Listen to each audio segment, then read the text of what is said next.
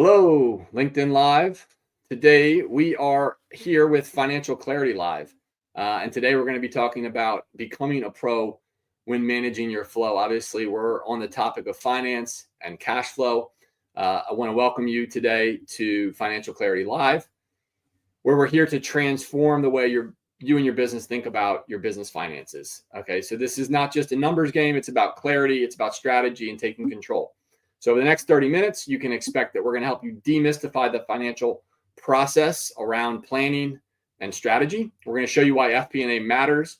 And today we're going to talk about cash flow and how to unlock your business's true potential. So together we're going to cut through the noise. We're going to focus on what matters most and arm you with the tools that make you smarter, sharper, and hopefully able to make better decisions. But I want to start by thanking my guest, Augie Manzella, the financial analyst at Sustain CFO, who's been guiding a lot of our process, and then my business partner, Phil Maffey, who is the CFO at Sustain CFO. Thank you guys for joining us, and let's dive right in. So, Phil, I like to start with you. You're kind of the king of our financial castle. When you think about cash flow and why they say it's king, I guess there can only be one king. So why is cash flow king?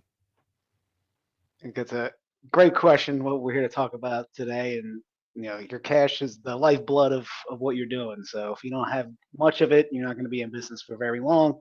And the better you are at managing it, it allows you to take advantage of opportunities, avoid potential pitfalls. And, if you're not managing your cash flow properly, you're going to eventually run into some sort of issue.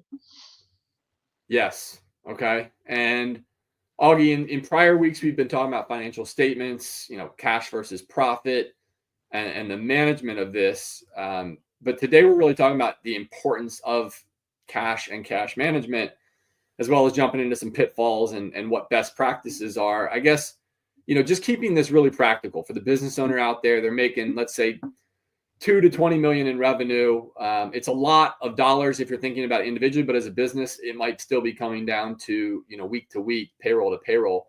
I guess what is, the one key that you see when it comes to cash flow management? Basically, one of my main roles at Sustain, I incorporate historical data with real-time inputs into a dynamic model that allows us to be prepared for any scenario that might come up. Okay. Yeah. Right. So it's about being ready for the unknown that is coming, because that you will not be able to forecast perfectly, but having some reserves and a plan in place and a place where, as things change, you can go and update, gives you the new latest amount of information to make decisions off of. So, all right, let's go to the essence of this. So, at a definition level, we're talking about cash flow being the movement of money in and out of your business. It's critical for daily operations and obviously to be making strategic decisions. But Phil, when you think about managing cash and forecasting cash, I guess, how do you view that as what different from this definition of the money moving in and moving out? When it comes to managing cash flow, at least for me, is everything kind of works backwards from there. Figuring out first and foremost what it takes to operate into what we call kind of break-even analysis, and try to figure out how much do I need to make to sustain myself without having to get some kind of external financing. So it's really the cornerstone and kind of where we start and work backwards from a lot of ways in order to build projections and try to build things that are bulletproof from a best case, worst case scenario. Okay. And Augie, I know that your work a lot of times is about ensuring accuracy and adaptability to the model, but I guess in the work that you do and even some of the businesses you've owned yourself, how have you seen the challenges arise as far as you didn't have enough cash, or maybe you had too much sitting there and not working for you? And what, if anything, do you say to the audience around how to frame that out? And it seems like you're kind of always on one side or the other of that equation. And, how do you stay nimble to be ready to be on kind of offense or defense when it comes to cash flow management? Well, I would always recommend that in the early stages you stay as lean as possible to give you as much of a buffer. But once you're rolling along well, usually things get caught up in terms of, you know, accounts receivable.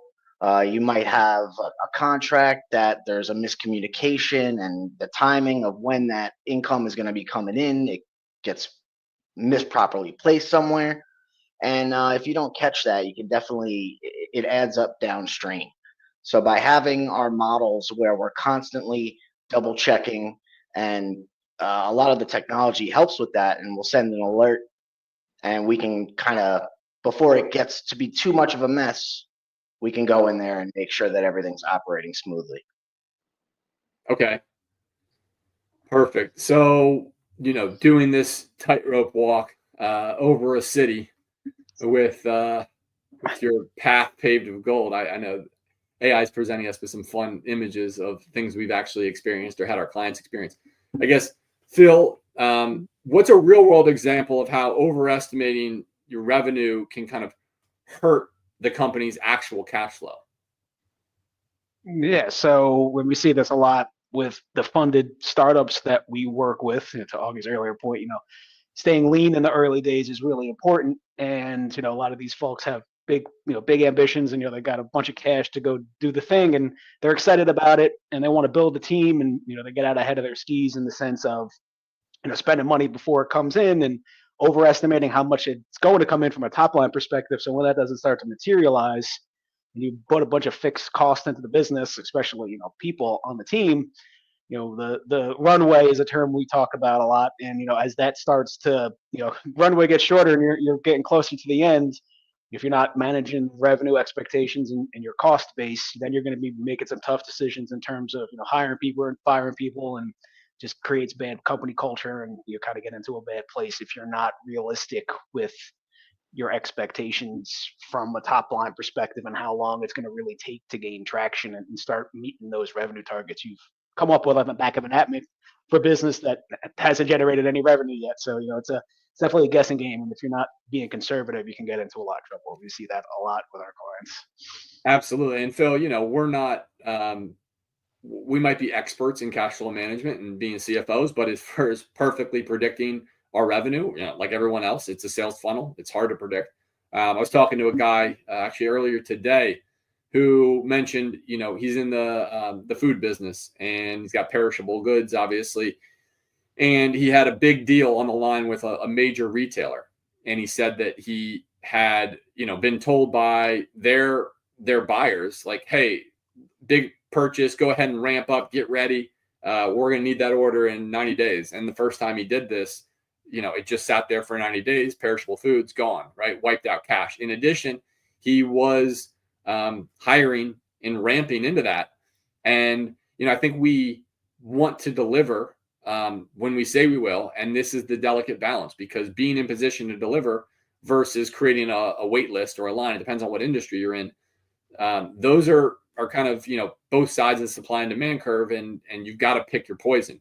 I think there are good examples out there of folks who have kind of managed this well, where they keep the maybe the demand at bay, and they don't risk their supply chain or their runway from diminishing. So, Augie, how do you see timing mismatches between inflows and outflows impact cash, and what can be done to maybe address those? Maybe for more of a steady business, maybe a family business, somebody out there that's owned it for 20 years and kind of knows the seasonality. From what I've seen, the biggest mismatches, they result in sort of scrambling for cash at the last minute to be able to pay utilities, pay rent, pay employees, keep your stock up, whatever it might be.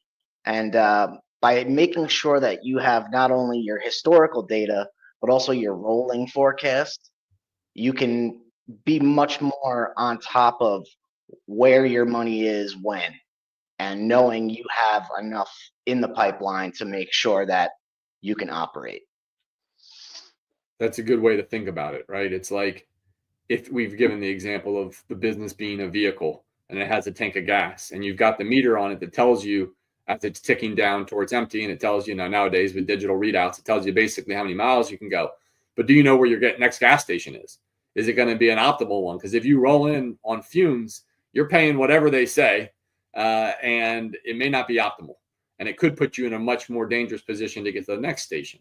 So I think, to your point, having those reserves, being a bit conservative, which is not fiscal conservative, doesn't necessarily go with visionary entrepreneur. So I think you got to weigh those things, and sometimes almost view this as wearing a different hat when you're making those decisions on the financial side of reserves versus the ones about how to get the product to market and such. So let's talk about some of those tools. So Augie, you mentioned the rolling forecast. Can you just, if I just beamed here from Mars and I didn't know anything about finance, what's a rolling forecast? How does it work? Basically, it's just like a budget in the future, an idea of, you can look at it at either a monthly basis, a quarterly basis, and it gives you an idea of an upper limit, lower limit in terms of how close are you to hitting your goals. And if you are, that'll put you in this position. And if you're this shy, that'll put you in this position.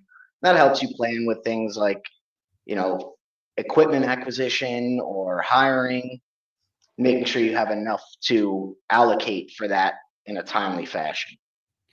Awesome. And, Phil, you have been a big part of implementing software. A lot of the folks out there, probably 9 out of 10, are using QuickBooks or a similar system for their ledger of record.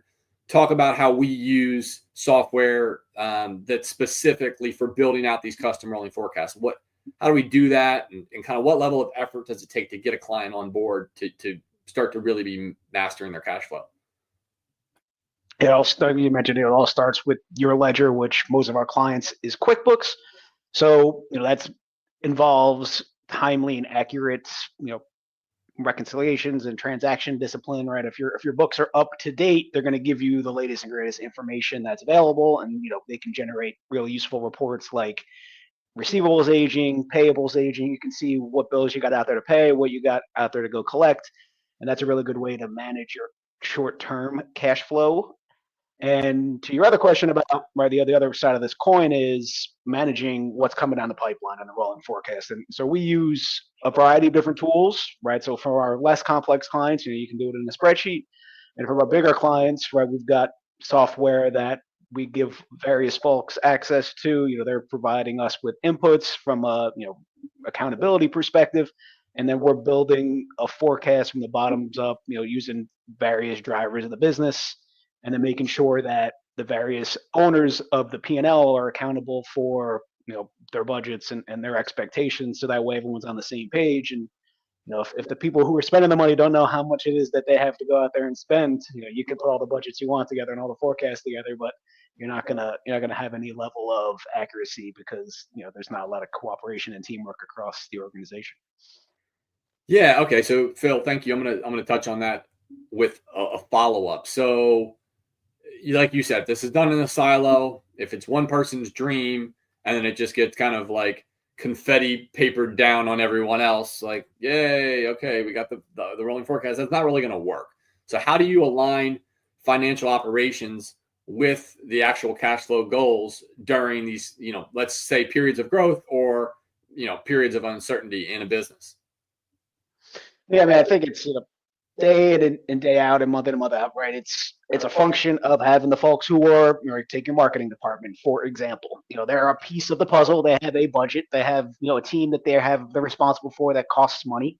And, the people who own that function are, need to be in the know of, right, what's happening with those line items, right? How much money are they spending? What's the efficacy of those dollars in terms of, for the case of marketing, you're turning around and generating leads, and the conversations become dynamic. It's not just, to your point, the owner of the business in the room, but everyone who has those responsibilities and is being held accountable. They get visibility into what they're responsible for is a small piece of the total picture. So we function. It's just really using the tools to keep that line of communication open and producing reporting that shows everybody where we stand against a variety of different metrics. Absolutely. And I think we've seen kind of two different versions of the challenge, right? There's somebody that maybe wants to operate a bit in a back office room and then, just send that message out without much context around it. And then there's other folks who don't want to share.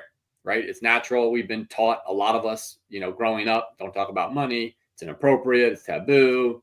If you have too much, you're bragging. If you don't have enough, you're being needy, whatever, right? Like, we all have our own story, psychological, conditions around money. It's a pretty basic need, and it comes up. But once you get into business, it's also like the narrative of the story. And so I think what we really focus on is getting the team around telling that story on a consistent basis, in a consistent way, with all of those key decision makers at the same place, the same time, on at least a quarterly basis. Obviously, we're going to recommend monthly, and it may take even biweekly or weekly in order to bring the organization around that, depending on how big and complex the decision-making process is.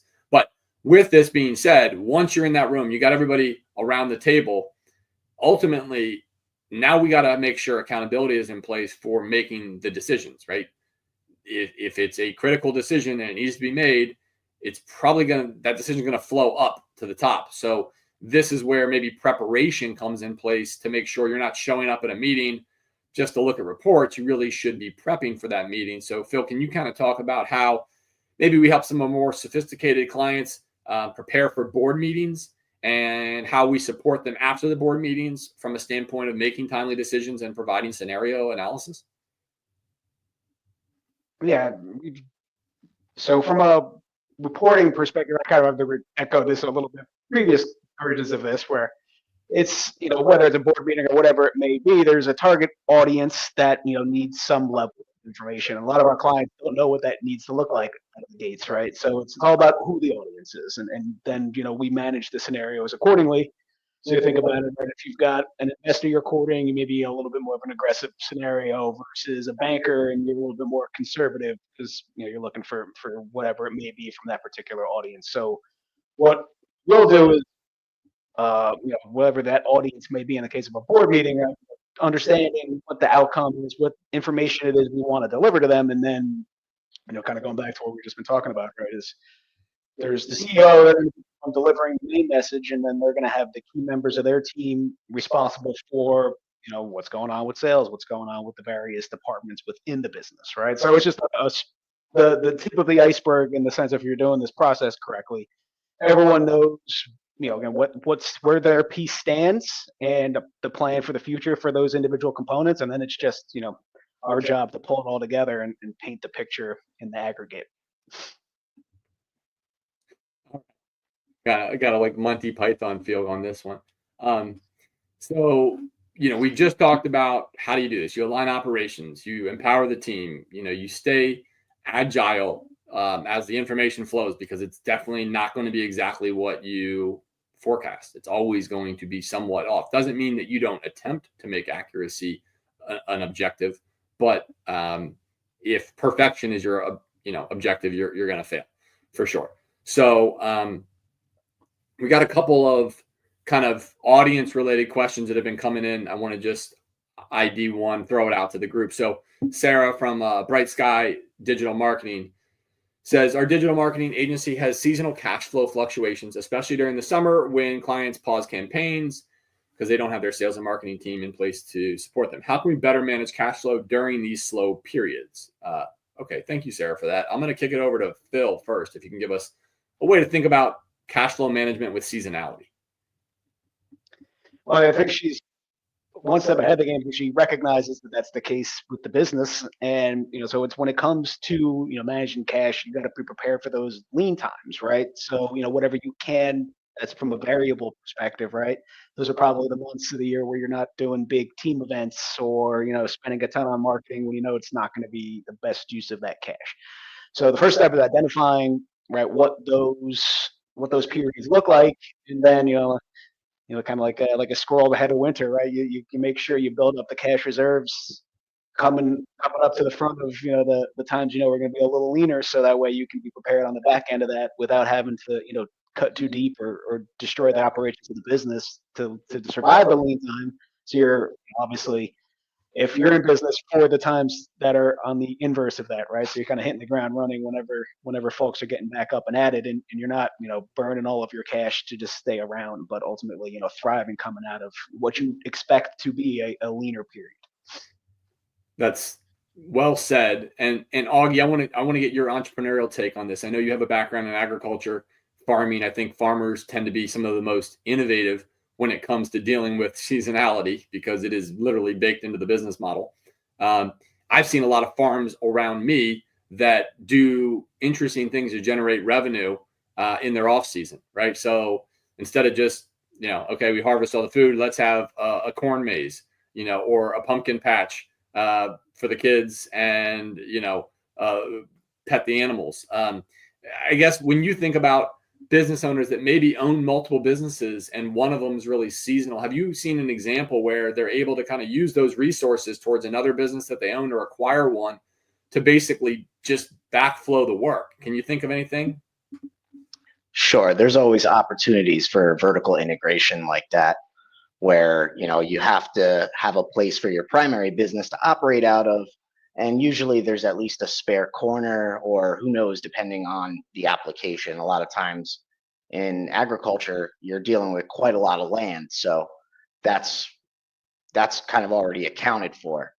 And that gives you a lot of opportunities to, like you were saying, stack functions and possibly even lower your own bottom line in terms of expenses, because now maybe you are getting an input for your primary business, and instead of getting whatever level of bulk you were receiving before, you decide to go in on a much larger quantity, and now you're also have a secondary cash stream from maybe retailing or wholesaling your inputs. Sure. Okay. All right. So we're going to kind of point at a couple of real world situations. So let's talk about, I think you guys will recognize kind of the story.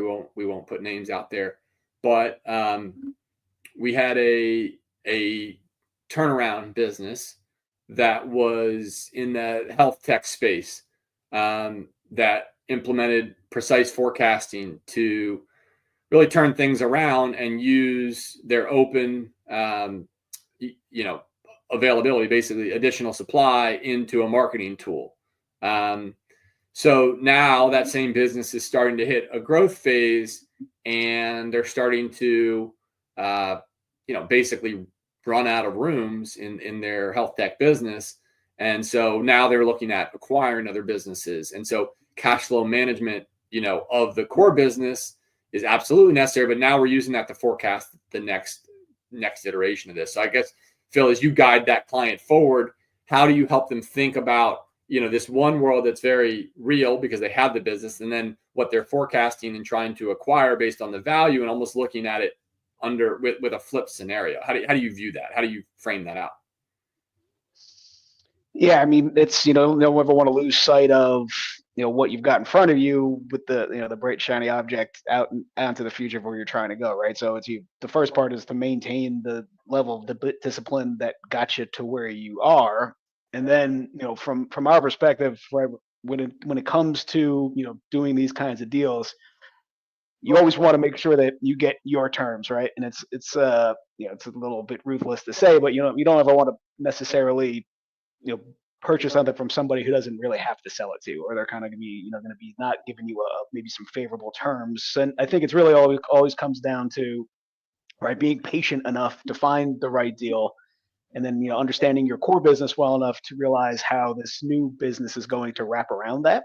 And that just kind of goes into the diligence process. We've been through this a lot of times, so it's always important to go through things with a fine-tooth comb, making sure you really understand all the ins and outs and what you're getting yourself into before you sign any LOIs, or kind of commit to any prices and deals, because it's the I think I think this particular client that says, the deal gets done in the beginning of it, not on the back end of it, right? If you don't make a good deal out of the gates, you're kind of starting behind the eight ball. So, and I think just maintaining cash and maintaining the strength of that core business allows you to stay patient to find that right next opportunity. So I like that trader mindset of, like, you set the position of which you will take the trade, and then you wait patiently. And if you move outside of that, number one, you're going to deal with the consequences, and number two, like, kind of shame on you, because if you have the information, if you've done this once before, you should have some information to set a disciplined entry point. buy signal. Okay, we got another audience member. This is from an industry we've worked a lot with. Mike from Apex Roofing Solutions says, our business often faces delays in payments from clients, which impacts our ability to pay vendors on time. What's the best way to manage this issue without straining relationships? Let's start with Augie in the analyst view. Well, luckily, there's a lot of new technology available that helps with invoicing and sending out reminders, notifications, and that tends to help a lot in terms of getting paid. So before you have to call up and use a stern voice, a little email reminder or a text message, especially from an automated system, you'd be surprised. The conversion rate is quite high. No doubt. And Phil, how about your view on this kind of same question, especially in the construction industry? Yeah, I think it's always, one of the things we see a lot of is you don't ever want your sales guys who are responsible for going to get the new business also necessarily being the ones going out doing the collecting. So it's good to have a dedicated resource around this as opposed to wearing too many hats on the sales side of the house. To Augie's point, there's a lot of good tech that could help, with one person making a few phone calls to the people who are super delinquent or bigger dollar amounts, and you can manage a high volume of this.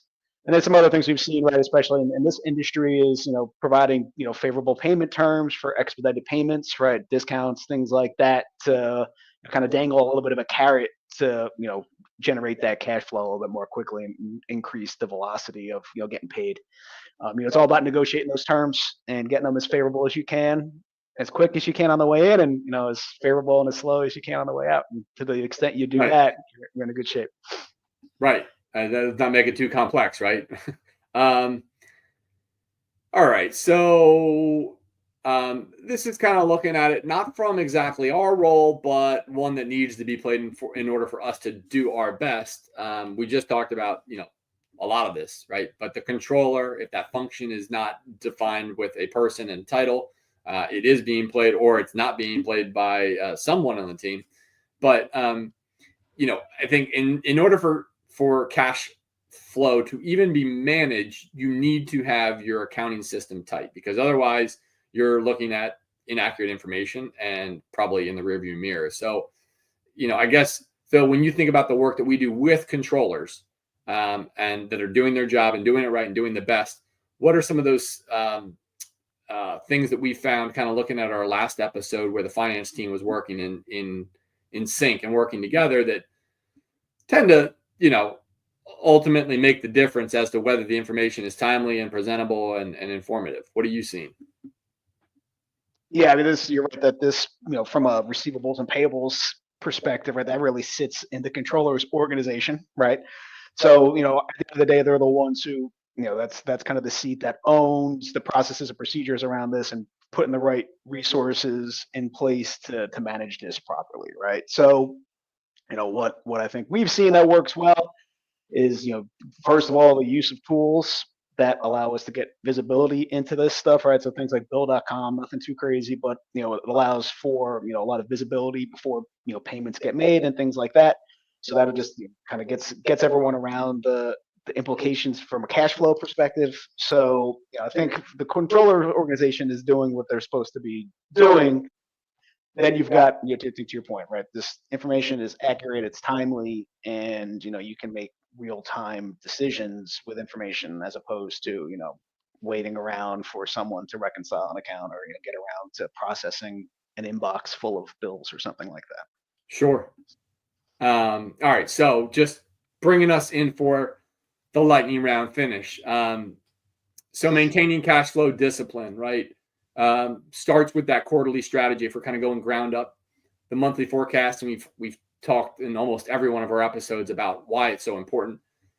Doing weekly reviews, this includes kind of that controller function, and then even at a tighter level of the AP and the AR being done at a daily level. This is kind of how it stacks up and what that discipline looks like. None of these words are incredibly tough to grasp, but getting the whole process in sync is a best practice and the best way to move forward and keep cash as king in your castle. So key takeaways, right? We've already talked about cash and its importance, using the right tools, staying vigilant and creative when it comes to working with your supply chain, and then ultimately making those timely decisions as they arise. Now that you have the information, that might be hard if you've constantly been behind the 8 ball and operating off of gut instinct.